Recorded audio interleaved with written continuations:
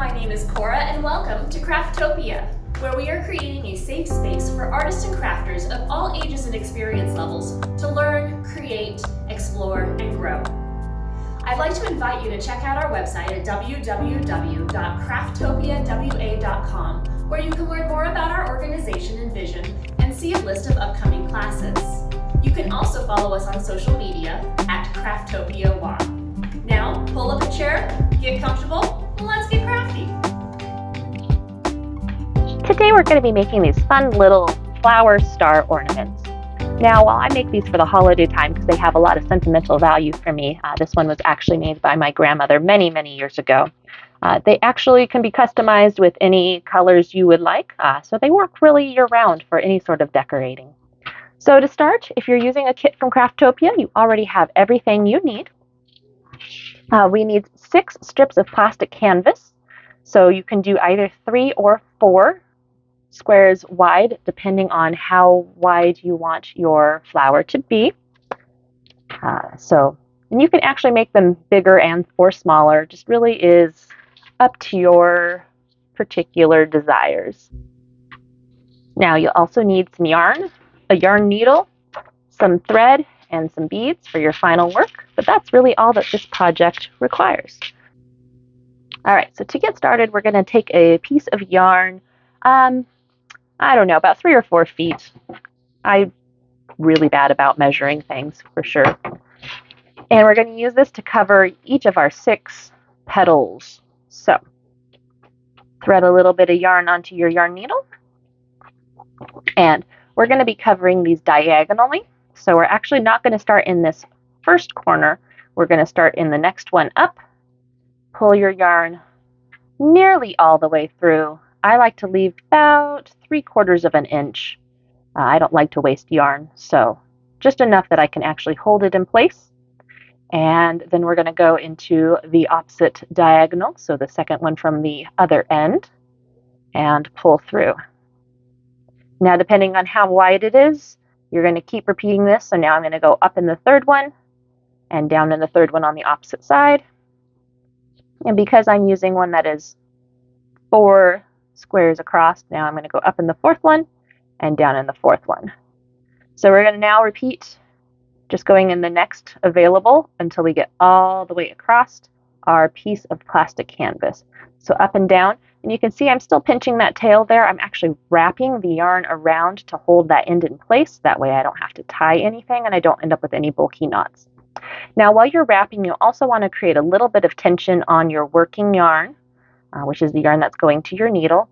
Otherwise, what will happen is when you bend it, you'll end up with a whole bunch of little bubbles and it'll pop up and you won't get quite as clean of a flower once you are all done. So make sure that you're really pulling that yarn tightly through your canvas and keeping a little bit of tension as you do your next stitch so that it won't poof itself back out.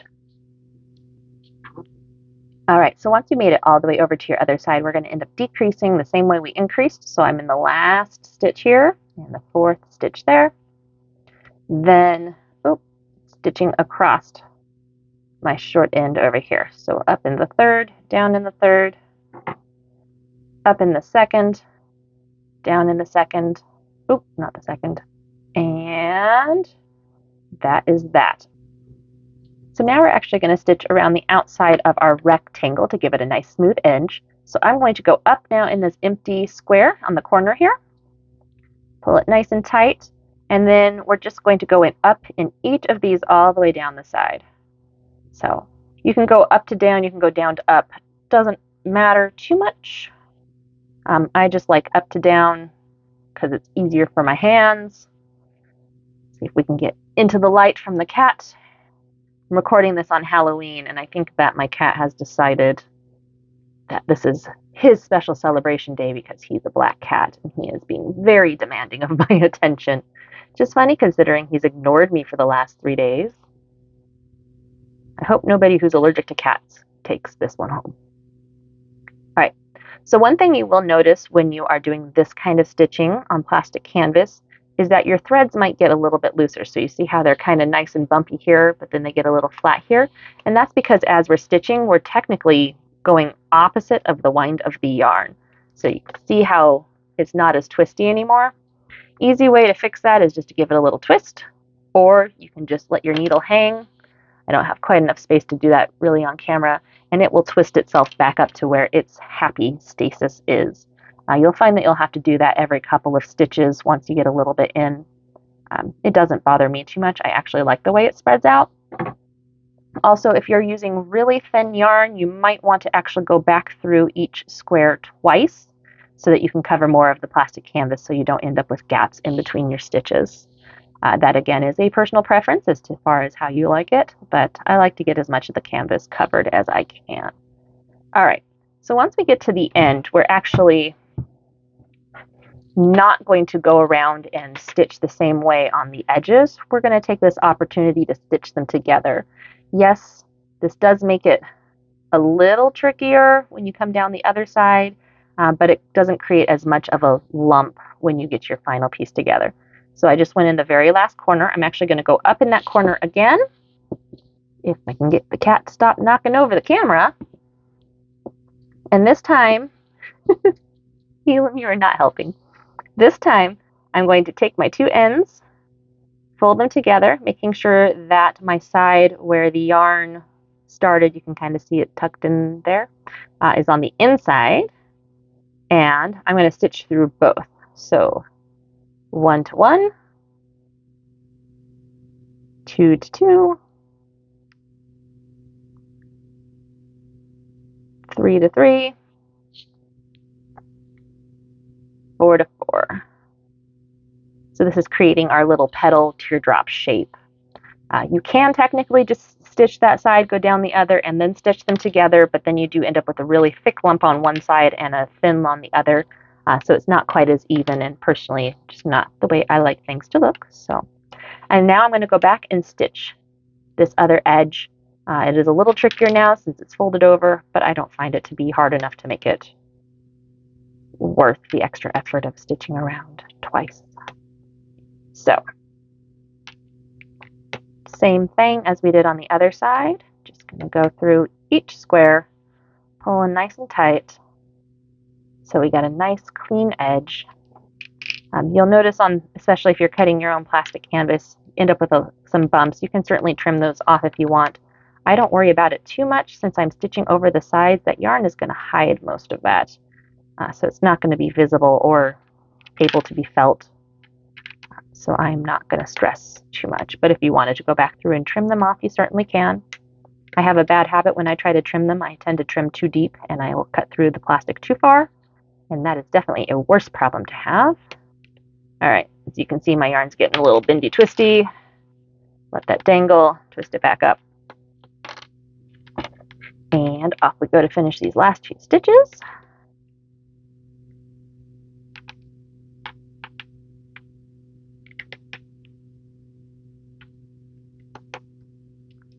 Definitely goes faster when you have less yarn to have to pull through.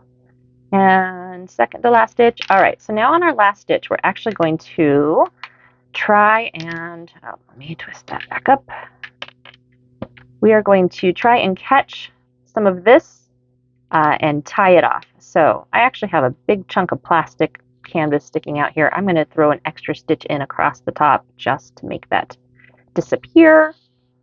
And before I pull the loop all the way through, got a bit of a knot there, I am going to take my yarn needle and tuck it through the loop, pull tight, and that will create a little bit of a knot. I'm going to do that one more time. This time, instead of going through the canvas, I'm just going to go through the yarn.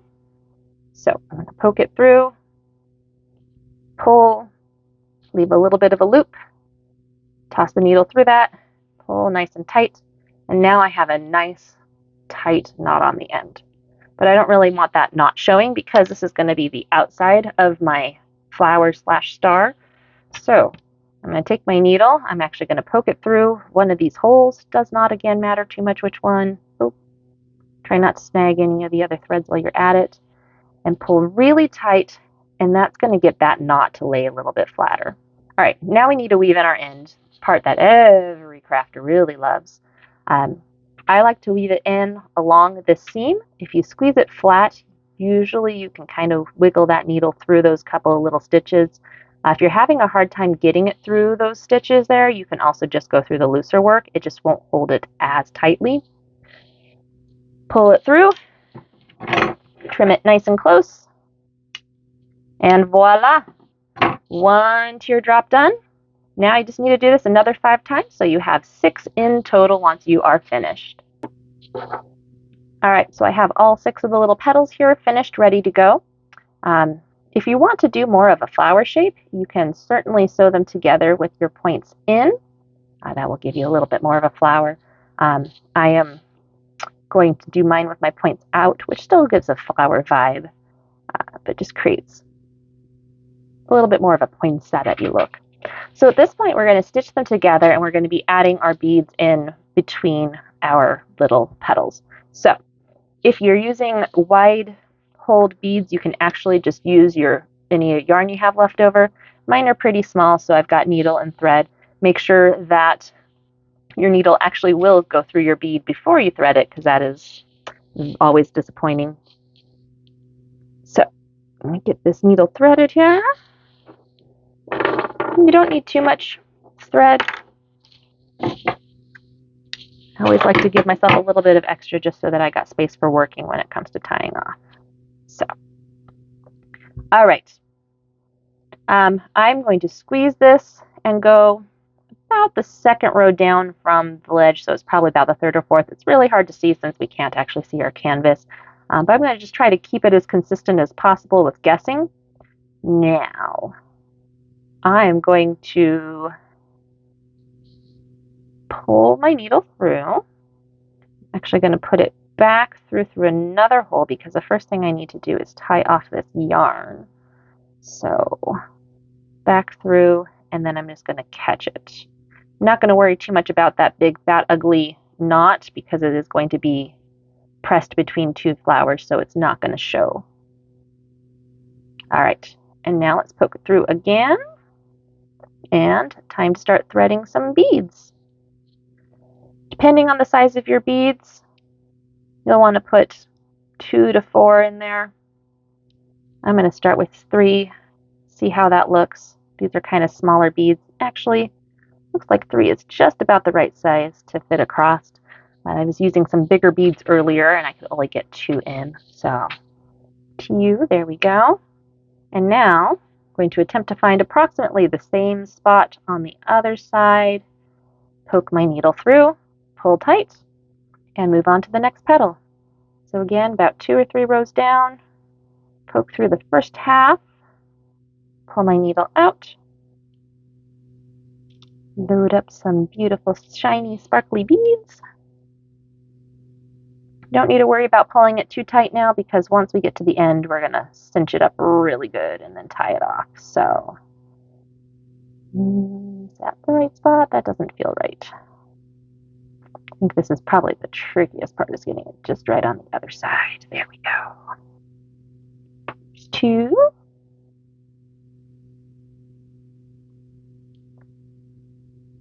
And again, if you want to sit there and count and make sure that they are perfectly even, you are more than welcome to.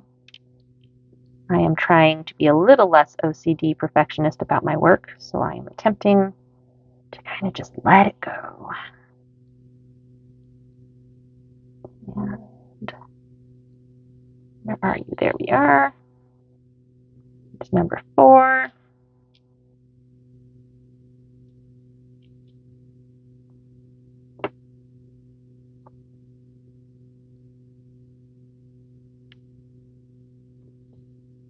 Five.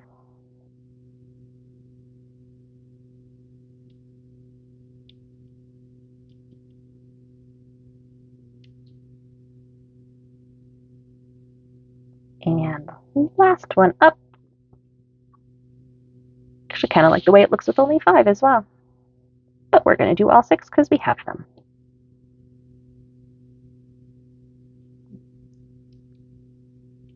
All right. So there are all of our beads strung between our little petals. Oh, right there. Now we have to sew this onto this one. So I'm going to give them a good pull, make sure I'm happy with everything. I'm happy with how that looks. Very winter-esque. All right, I'm going to put it back through my original starting point. And then loop it through another loop. So I'm making sure not to go through the same square of the canvas I just went back through. And now I'm actually going to tie it off again in between these two. That way it's not as visible. So to do that, taking my needle, I'm holding my thread, I'm finding this loop, and I'm going to just tuck up through and tie just the same way I did my yarn. However, before I let it get too tight, I'm going to want to pull up that excess, otherwise I'm going to have a really wiggly loose flower. So I'm going to pull that string really, really tight, hold it there while now I pull the part that's attached to my needle, keep that tension so I can keep it good and tight, and hopefully, oh, that came loose. Hopefully, have a good, tight flower. Now, I'm paranoid, so I'm actually going to try to slip that around one more time, do it again, make sure it holds really good and tight for me. And that is done. Go ahead and cut that thread off. Now we need something to hang it with. I've got a lovely piece of yarn still left over from what I was doing. So I am, again, going to poke through here. Oh, maybe.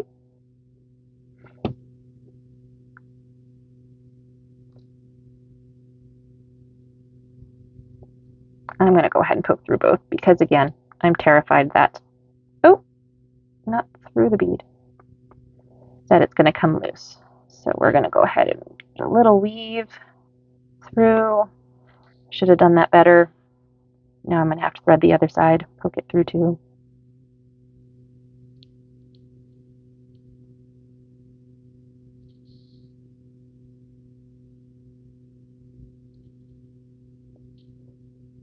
And tie a nice knot at the top.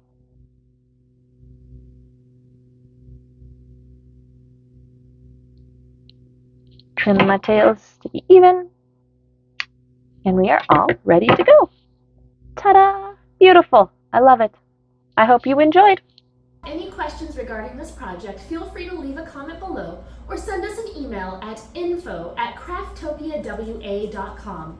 And be sure to hit that subscribe button so you won't miss out on any future crafty goodness. Until next time!